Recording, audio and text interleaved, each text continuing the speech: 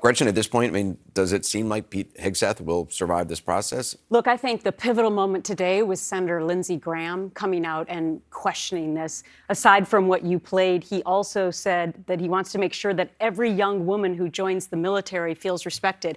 And the reason that jumped out at me is because I've worked with Senator Lindsey Graham on 3 bipartisan bills, 2 of which passed into law, and they were both about sexual misconduct. So the idea that Senator Graham would not be taking pause right now is not surprising to me at all. Van, I mean, you heard what Graham said. Do you think this will survive? Yeah, it's hard to know, but I mean, you got to think about what is this job? If you're running one of the biggest departments, the biggest bureaucracies, the most powerful in the world, Department of Defense, you've either got to be able to be excellent on the inside, an unbelievable administrator, able to deal with moving chess pieces all around the world, or you've got to be a great public face. You've got to be able to go out there and recruit people and stand up. He's got 2 black eyes on that public face, and he can't run anything but his mouth. So, right, there's a very damaging article in The New Yorker, very well researched, about allegations made at 2 veterans organizations, nonprofits. Very small, one of them was a very small organization that he essentially, according to the reporting, was essentially forced out of. Right, exactly. For financial mismanagement. Right. So he's not a great public face at this point, and he can't run anything but his mouth. And the small things he had to run, he ran badly. So you start wondering, why is this guy in charge? David, I mean, how much longer do you think the president-elect will be okay with this kind of drip, drip, drip of bad headlines about Hegseth?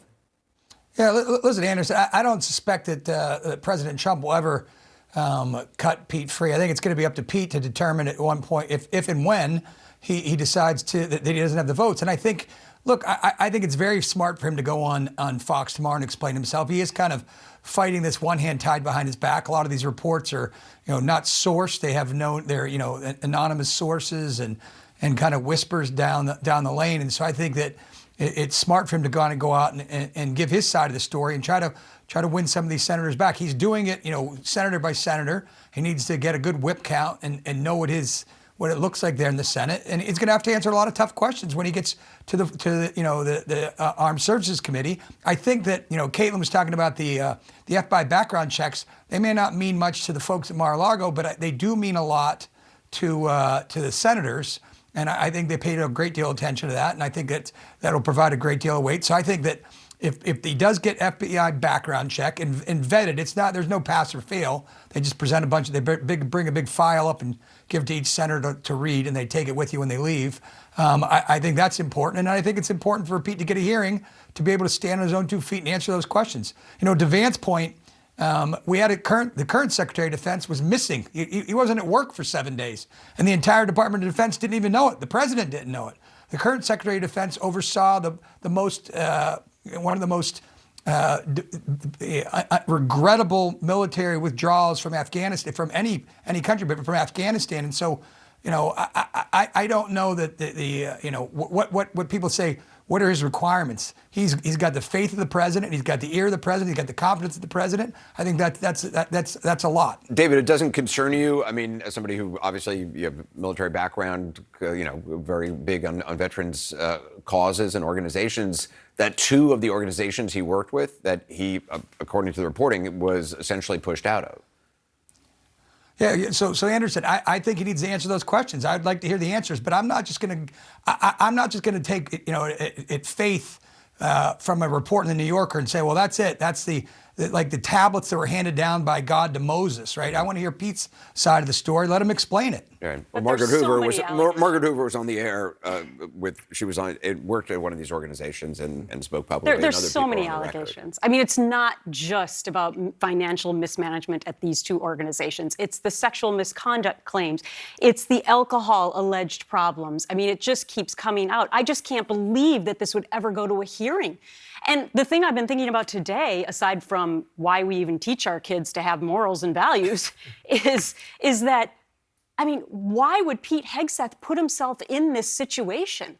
And the only answer that I can come up with is that when you work at Fox, it's kind of like a bubble, and maybe he just felt like none of this would ever come out.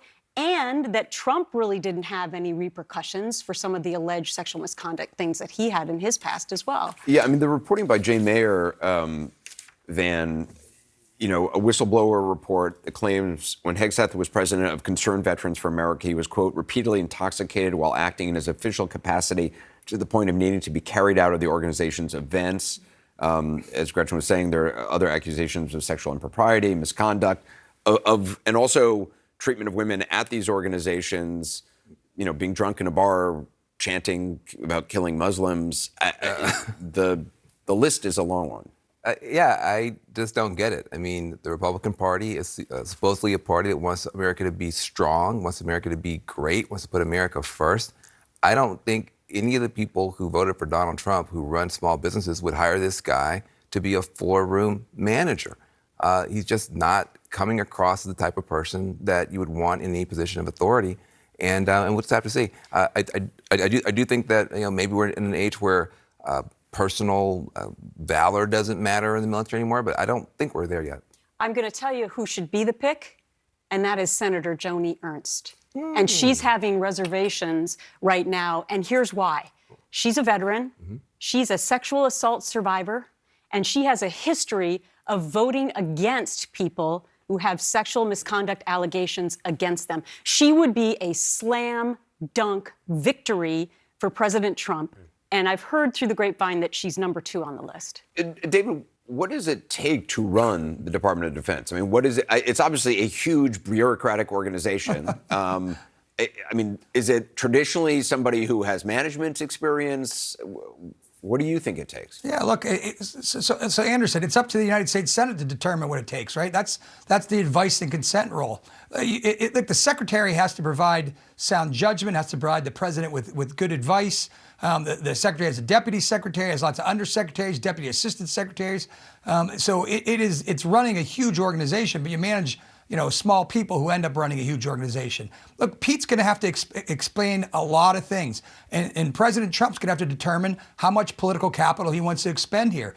As any politician, this president has a limited amount of political capital to burn, and you've got a lot of nominees.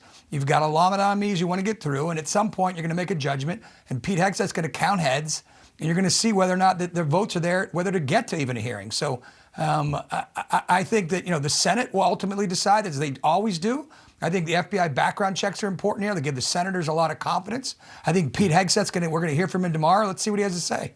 But but even the proposed deputy secretary is worrisome. I mean, it's got like a billionaire war profiteer that's kind of like a party guy as well. So I mean, I don't understand who's going to be running the department. Yeah, but that's petty compared to the other stuff that we're facing. Van Jones, Gretchen Carlson, David Urban, thank you. Coming up next, a lot